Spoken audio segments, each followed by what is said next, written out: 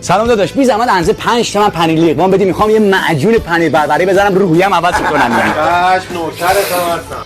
خدمت داداش گلم. عالیه. از همین 5 تومن بهت میزنم. 5 تومن همین بود که خوردی دیگه.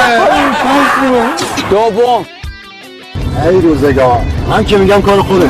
جان چی کار خودشون حاجی؟ بیشتر از این ندونی به نفته بذار جون. مون خودت آجر میکنه. اوضاع خیته. آقا من بغلا پیاده میشم. چقدر شکرتون آقا؟ مسیر نشد که. هر چقدر مرامته. یعنی من شناخته میخواد حال بده. بفهم آقا. 500 تومن توف کن مرامه. چی میل داری قربان؟ لطفاً همون همیشگی. چشم. اوه مای گاد، چه غذاهایی منو با کی اشتباه گرفته. خیلی ممنون. اینم همیشه. بیپولی هر دردی یه دوایی داره الا بیپولی. حساب کردم کارمندی کارگری 200 سال اگه کار کنم تازه میتونم یه خونه 5 متری بخرم که دیگه اون موقع فسیل شدم.